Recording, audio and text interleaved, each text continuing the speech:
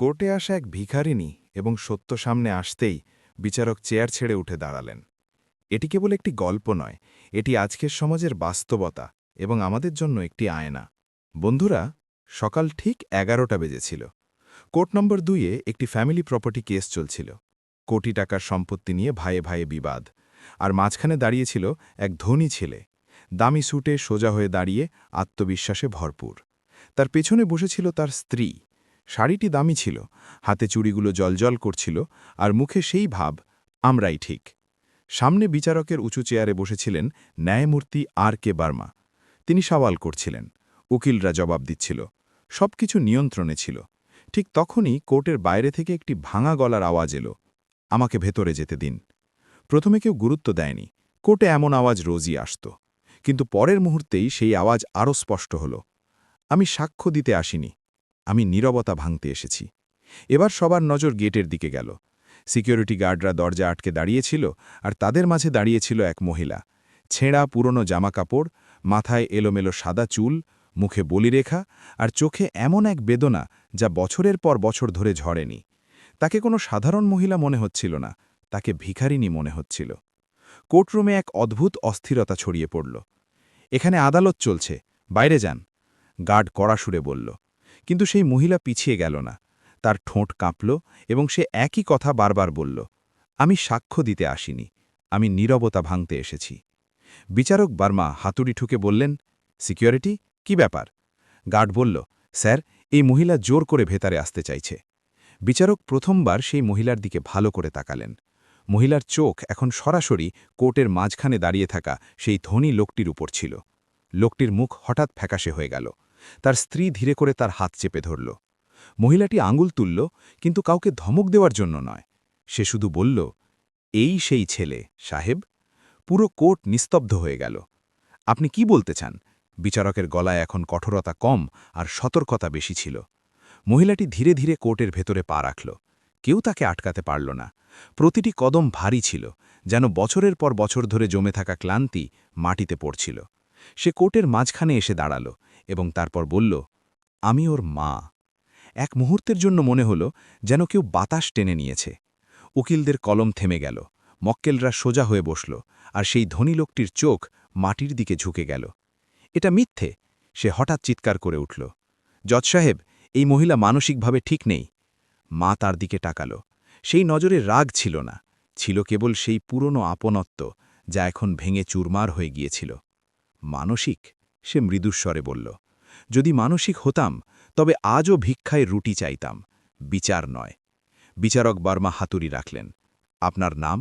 মহিলাটি হালকা শ্বাস নিল। নাম তো অনেক আগেই হারিয়ে গেছে সাহেব, এখন লোকে আমাকে শুধু মাঝি বলে ডাকে। কোর্টে উপস্থিত কিছু বৃদ্ধা মহিলার চোখ ভিজে এলো।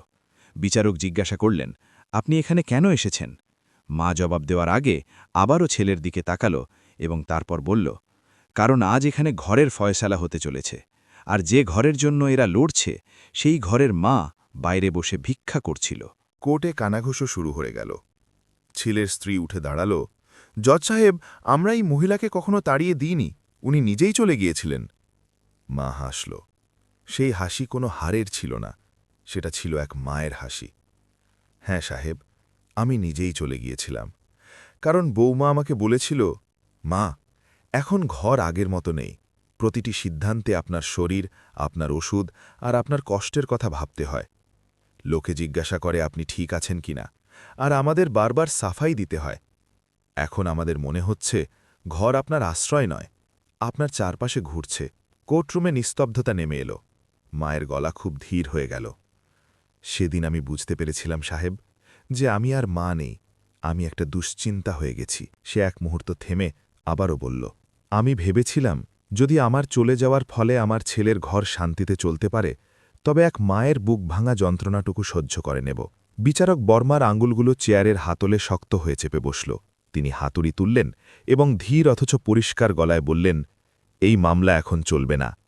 কোর্টে হঠাৎ স্তব্ধতা নেমে এলো, কারণ এখন এটি কেবল জমি বা কাগজের বিষয় নয়। বিচারক আরও বললেন, এখন এটি এক মায়ের জীবনের প্রশ্ন হয়ে দাঁড়িয়েছে। কোর্টে কোনো তালি বাজল না, কোনো ফিসফাস হল না। মানুষ চুপচাপ বসে রইল, আর হয়তো প্রথমবার সবাই নিজের মাকে মনে করছিল। বিচারপতি বর্মা চশমা খুলে টেবিলে রাখলেন। তার আওয়াজ এখন আদেশের মতো নয়, বরং শোনার মতো ছিল। আপনি বসতে পারেন, তিনি সেই ভিখারিনীকে বললেন। মা হালকা মাথা নোয়াল। সে সাক্ষ্যের কাঠগড়ায় গেল না, সে সেখানেই দাঁড়িয়ে রইল, যেন বছরের পর বছর ধরে দাঁড়িয়েই আছে। আর আজ প্রথমবার কেউ তাকে বসার অধিকার দিল। ধীরে ধীরে বলুন, বিচারক বললেন। যা বলার আছে পরিষ্কার করে বলুন। মা এক গভীর দীর্ঘশ্বাস নিল। সেই শ্বাসের মধ্যে যেন পুরো জীবনটা আটকে ছিল। সে বলল, সাহেব, একসময় আমিও এই শহরে থাকতাম, এই পাড়ায়, এই ঘরে, যার কাগজ নিয়ে আজ এখানে লড়াই চলছে। এই ঘর আমার স্বামী বানিয়েছিল। ইট ইট চোড়ার জন্য আমার হাতের শুকনো রুটি খাওয়া আর আমার হাতের চুড়ি বিক্রি হওয়া এতে মিশেছিল। কোর্টে বসা মানুষজন একে অপরের দিকে তাকাতে লাগল। আমার স্বামী, তার গলা একটু ভারী হয়ে এলো, খুব সোজা মানুষ ছিলেন, তাড়াতাড়ি চলে গেলেন। এক মুহূর্তের নীরবতা। তখন আমার 2 ছেলে ছিল। সে বলতে থাকল, এক বড় ছেলে, যে আজ এখানে দাঁড়িয়ে আছে, আর এক ছোট, যে আজ কোথাও নেই। ধনী ছেলের মুখ শক্ত হয়ে গেল। তার স্ত্রী আবারও তার হাত ধরল। স্বামীর চলে যাওয়ার পর মা বলল, ঘর সামলানো সহজ ছিল না, কিন্তু আমি সামলেছিলাম, কারণ আমি মা ছিলাম। সে থামল না। বড় ছেলে পড়াশোনা শিখল, কাজ সামলাতে শুরু করল। ছোট ছেলে চুপচাপ থাকত। তারপর তার গলা নিচু হয়ে গেল। ধীরে ধীরে আমি ঘরে কম কথা বলতে শুরু করলাম, কম জিজ্ঞাসা করতে শুরু করলাম, কারণ প্রতিটি প্রশ্নে জবাব মিলত, এখন যুগ বদলে গেছে মা। কোর্টে বসা কিছু মানুষ অজান্তেই মাথা নাড়ল। বৌমা এলো, সে বলল। ঘরে স্ত্রীও এলো, আবার ভয়েও। সে কারো দিকে তাকালো না, কিন্তু সবাই বুঝতে পারল ভয় কিসের ছিল। বৌমা খারাপ ছিল না, মা বলল। শুধু সে সমাজকে বেশি দেখত, আর আমাকে, আমি ঘরের একটা আসবাব হয়ে যাচ্ছিলাম। বিচারক হালকাভাবে জিজ্ঞাসা করলেন, আপনি কি বলতে চান? মা জবাব দেওয়ার আগে নিজের ছেঁড়া আঁচল ঠিক করল। আমি এটা বলতে চাই সাহেব, যে আমাকে ঘর থেকে কেউ ধাক্কা দিয়ে বের করে দেয়নি, আমাকে ধীরে ধীরে বাইরে বের করা হয়েছিল। কোর্টে নিস্তব্ধতা ছেয়ে গেল। প্রথমে আমার চারপাই, মানে খাট, বাইরে এলো, তারপর আমার জামা কাপড়, তারপর আমার আওয়াজ। তার চোখ ছলছল করে উঠল, কিন্তু জল পড়ল না। সে বলল, একদিন বৌমা বলল, মা, প্রতিবেশীরা কথা শোনায়, আপনি এমন জামাকাপড়ে বাইরে বসে থাকেন। সে হালকা হাসল। আমি জিজ্ঞাসা করলাম, তবে কি করব? সে বলল, কিছুদিনের জন্য কোথাও চলে যান। ধনী ছেলেটি হঠাৎ বলে উঠল, এইসব মিথ্যে। বিচারক হাতুড়ি তুললেন। আপনি চুপ থাকবেন। তার গলায় কঠোরতা ছিল। আপনাকে কথা বলার সুযোগ দেওয়া হবে। মা ছেলের দিকে তাকাল। সেই নজরে রাগ ছিল না, ছিল কেবল সেই পুরনো চিন্তা। আমি চলে গেলাম সাহেব, সে বলল, কারণ আমার মনে হল, যদি আমি না থাকি তবে আমার ছেলে শান্তিতে বাঁচতে পারবে। প্রথমে মন্দিরের বাইরে বসলাম, তারপর স্টেশনে, তারপর যেখানে রাত হলো সেখানেই। আমি কাউকে কিছু বলিনি, মা বলল, না পুলিশকে, না আত্মীয়দের, কারণ মা তো অপমানের চেয়ে বদনামকে বেশি ভয় পেতাম। বিচারক বর্মার আওয়াজ একটু ভেঙে গেল। আপনি কি অসুস্থ ছিলেন? মা মাথা নাড়ল। হ্যাঁ, সে বলল, হাঁটুতে ব্যথা, দুর্বলতা, কিন্তু চিকিৎসার চেয়ে ভয় ছিল যে পাছে ছেলে বদনাম না হয়ে যায়। কোর্টে বসা মানুষজন এখন আর সোজা হয়ে বসে থাকতে পারছিল না। আর আজ, মা বলল, যখন শুনলাম সেই ঘরের জন্যই কোর্টে লড়াই হচ্ছে, তখন মনে হলো, সে থামল। মনে হলো, যদি আজও চুপ থাকি তবে হয়তো আমি আর মা থাকব না। বিচারক দীর্ঘশ্বাস নিলেন। আপনি আজ কি চান? মা তৎক্ষণাৎ জবাব দিল না। সে ছেলের দিকে তাকাল, তারপর বৌমার দিকে, আর শেষে বলল, আমি ঘর চাই না সাহেব, আমি সাজাও চাই না। আমি শুধু চাই, আজ কোর্টে এটা নথিভুক্ত হোক যে আমি ভিখারিনী ছিলাম না, আমি মা ছিলাম। পুরো কোর্ট খামোশ ছিল। কোনো তালি নেই, কোনো গোলমাল নেই। শুধু একটি প্রশ্ন বাতাসে ভাসছিল, যদি মা চুপ থেকে যায় তবে দোষী কে হয়? বিচারপতি বর্মা ফাইল বন্ধ করলেন না। তিনি মাথা তুলে বললেন, এই মামলা এখন কেবল সম্পত্তির নয়, এটি সমাজের প্রশ্ন হয়ে দাঁড়িয়েছে। কোর্টরুমে এখন আর খামোশি ছিল না, অস্থিরতা ছিল, কারণ পরবর্তী রায় আসতে চলেছিল। বিচারপতি বর্মার মাজর সরাসরি সেই বৌমার ওপর গিয়ে পড়ল, যে এতক্ষণ চুপ করে বসেছিল, কিন্তু তার মুখে আত্মবিশ্বাস তখনও ছিল। আপনি কিছু বলতে চাইবেন? বিচারক জিজ্ঞাসা করলেন। বৌমা সঙ্গে সঙ্গে উঠে দাঁড়াল। তার আওয়াজ পরিষ্কার ছিল, সংযত ছিল, যেন সে আগে থেকেই ঠিক করে এসেছে। জজ সাহেব, সে বলল, আমরা কখনো মাকে ঘর থেকে তাড়িয়ে দিইনি, উনি নিজেই সিদ্ধান্ত নিয়েছিলেন। কোর্টে ফিসফাস শুরু হলো। মা কিছুই বলল না, সে শুধু সামনে তাকিয়ে রইল, যেন শোনার অভ্যাস হয়ে গেছে। বৌমা আরও বলল, আমরা ওনাকে কখনো আটকাইনি, আমরা তো অনেকবার বলেছি মা ঘরে থাকুন। বিচারক জিজ্ঞাসা করলেন, তবে আজ উনি এখানে ভিখারিনী হয়ে কেন দাঁড়িয়ে আছেন? বৌমা একটু থামল, কারণ সে শব্দ খুঁজছিল। উনি পরিবর্তনকে মেনে নিতে পারেননি। এটা শুনতেই কোর্টে হালকা চাঞ্চল্য তৈরি হল। বৌমা বলতে থাকল, আজকাল ঘর চালানো সহজ নয়, কাজের চাপ, সমাজের কথা, সবকিছু ব্যালেন্স করতে হয়। মা প্রথমবার মাথা তুলল। ব্যালেন্স? সে খুব ধীর স্বরে বলল। বিচারক হাতের ইশারায় তাকে বলার সুযোগ দিলেন। ব্যালেন্সের মানে? মা বলল, যদি মা চুপ থাকে তবে সব ঠিক, আর যদি মা কথা বলে তবে ঘর ভেঙে গেল। কোর্টে যেন কেউ কাঁচ ভেঙে দিল। বৌমা তৎক্ষণাৎ বলল, আপনি কথার দিক পাল্টাচ্ছেন।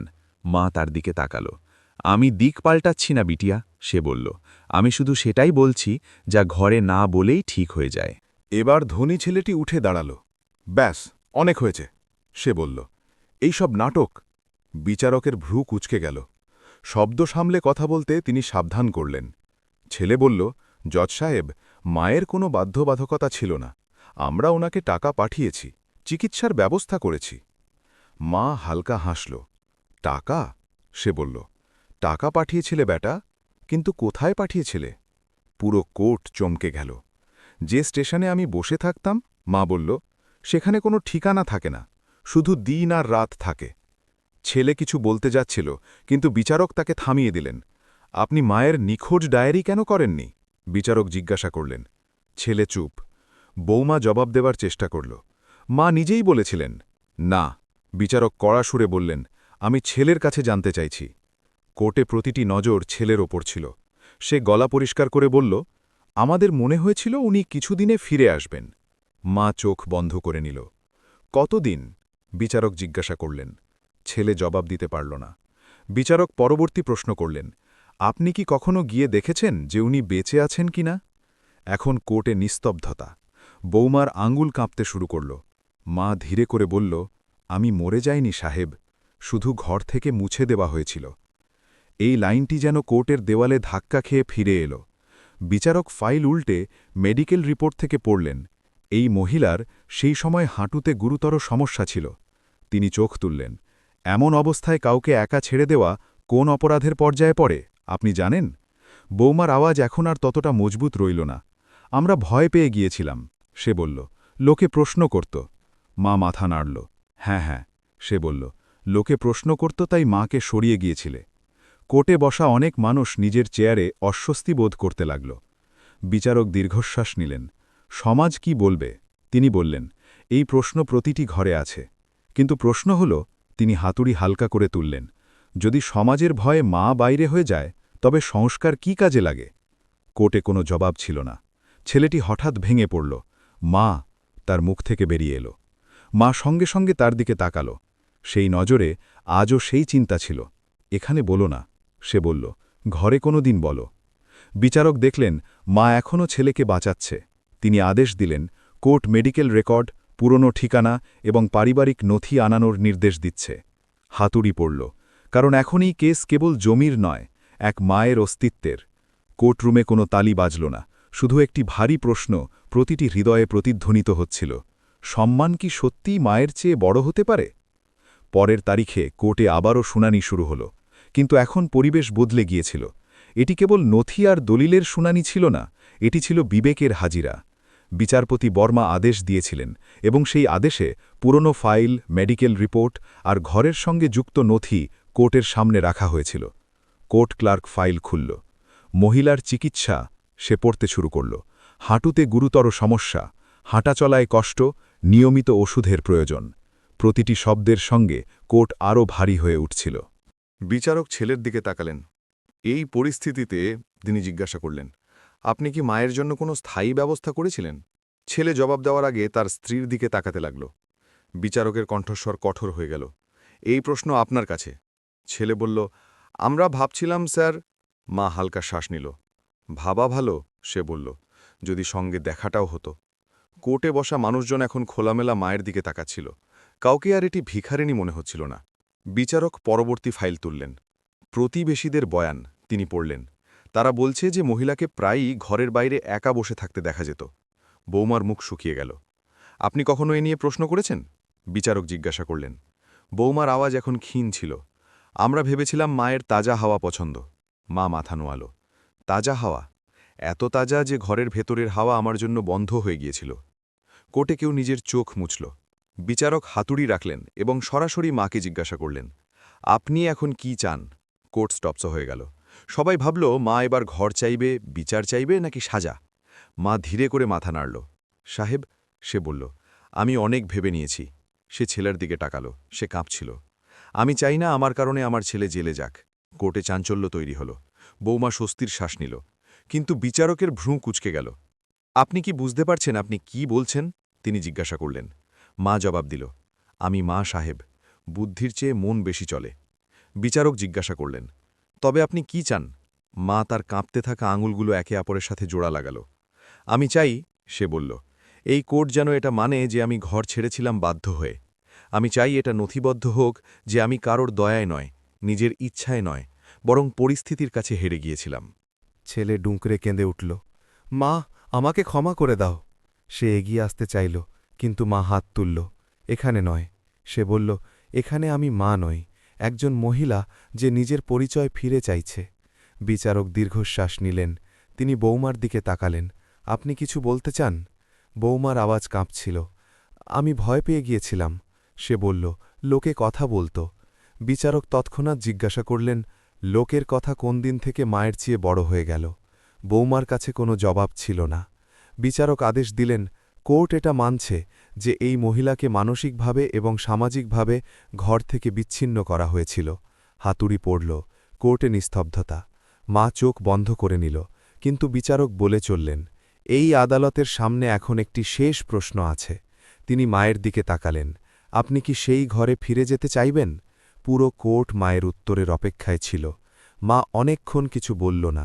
তারপর বলল, সেই ঘর এখন আর ঘর নেই সাহেব।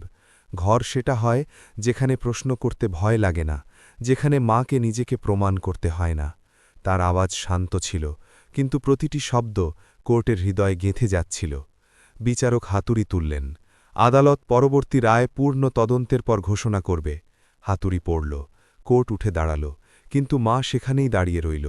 বিচারক দেখলেন, আপনি বসতে পারেন, তিনি বললেন। মা মাথা নাড়ল।